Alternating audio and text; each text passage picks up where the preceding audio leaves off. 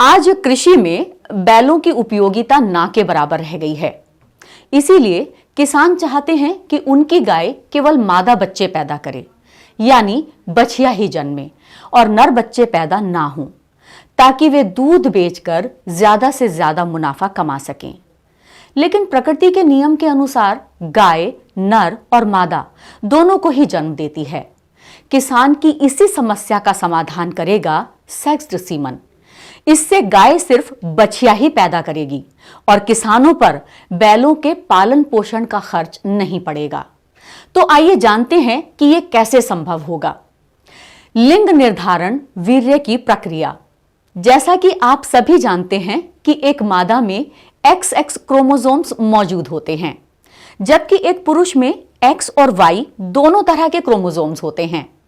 मादा के X और पुरुष के Y क्रोमोसोम्स एक मेल के जन्म के लिए उत्तरदायी होते हैं, जबकि मादा का X और पुरुष का X क्रोमोसोम एक फीमेल के जन्म के लिए उत्तरदायी होते हैं। ठीक इसी तरह से एक गाय और सांड में भी XX और XY क्रोमोसोम्स होते हैं। ऐसे में यदि सांड के सीमन से Y गुणसूत्रों को यानी क्रोमोसोम्स को हटा दिया जाए और गाय और सांड के XX गुणसूत्र यानी क्रोमोसोम्स मिलने से गाय सिर्फ बछिया को ही जन्म देती है और वैज्ञानिकों ने इसे संभव कर दिखाया है। लेबोरेटरी में सांड के वीर्य से X और Y गुणसूत्रों को उनके आकार और DNA की मात्रा के आधार पर अलग किया जाता है। सांड के वीर्य में मौजूद Y गुणसूत्रों को लेजर का उपयोग करके हटा दिया जाता है। बाद में सांड के XX वाले हेल्दी शुक्राणुओं को गाय के गर्भाशय में प्लांट किया जाता है, जिससे गाय केवल मादा बच्चे को ही जन्म देती है। क्या कहते हैं एक्सपर्ट्स? चलिए ये भी जान लेते हैं। एक्सपर्ट्स का कहना है सेक्स्ड सीमन से 90% तक बछिया ही पैदा होंगी। इस पर अभी भी काम चल रहा है ताकि परसेंटेज को बढ़ाया जा सके। इसके लिए सीमन को 2 बार प्रोसेस्ड करना होता है। इससे परसेंटेज 95 से 96% तक भी जा रहा है।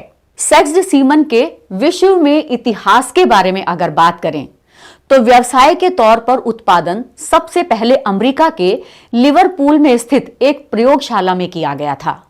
अमेरिका समेत यूरोप के कुछ देशों ने इसे 21वीं सदी के प्रारंभ में ही अपना लिया था और प्रेजेंट में 2 कंपनियां सेक्सिंग टेक्नोलॉजीज और ABS ग्लोबल विश्व भर में सेक्स्ड सीमन का उत्पादन डेयरी फार्मर्स को उपलब्ध करा रही हैं।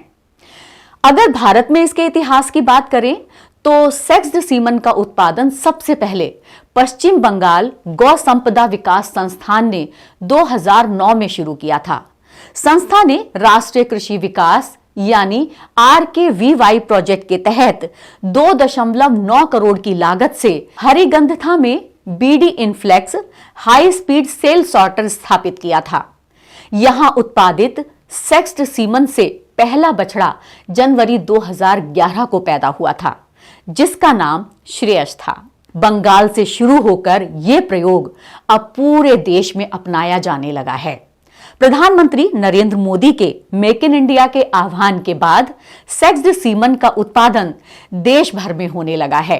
देश के कई राज्यों ने अपने यहां सेक्स्ड सीमन का उत्पादन करने वाली लैब स्थापित करने के लिए टेंडर जारी किए हैं।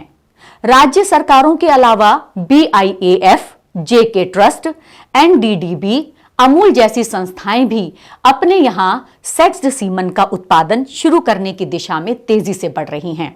सेक्स्ड सीमन के फायदे और नुकसान के बारे में बात करते हैं। कृषि से संबंधित कार्यों में आज बैलों की उपयोगिता ना के बराबर रह गई है। ऐसे में किसान बैलों को पालना ही नहीं चाहते, जिस वजह से या तो उन्हें मार दिया जाता है या उन्हें ऐसे ही छोड़ दिया जाता है। ये आवारा पशुओं की कैटेगरी में आ गए हैं। वहीं दूसरी ओर अगर सिर्फ मादा गाय ही पैदा होंगी तो किसान उनसे दुग्ध उत्पादन कर अच्छा लाभ ले सकेंगे। दूसरा, अगर मादा गाय ही पैदा होंगी और नर गाय यानी सांड या बैल पैदा नहीं होंगे तो इससे अच्छी गुणवत्ता वाला सीमन प्राप्त करना मुश्किल हो जाएगा। तीसरा, सेक्स्ड सीमन की कीमत अभी बहुत अधिक है। देश के विभिन्न भागों में सेक्स्ड सीमन के स्ट्रॉ की कीमत 1200 से 2000 रुपए है। भारत के गरीब किसान के लिए यह बहुत महंगा है। अगर किसान स्ट्रॉ खरीद भी लेते हैं और प्रयोग सक्सेस नहीं होता है और बछड़ा पैदा हो जाता है, तो इससे किसान को 2 गुना नुकसान उठाना पड़ सकता है। हमारे साथ जुड़े रहने के लिए सब्सक्राइब करें देश रोजाना के YouTube चैनल को और नई वीडियो की नोटिफिकेशन पाने के लिए बेल आइकन जरूर दबाएं। अगर आप ये वीडियो Facebook या Instagram पर देख रहे हैं तो पेज को लाइक और फॉलो जरूर करें और ज्यादा से ज्यादा शेयर करें।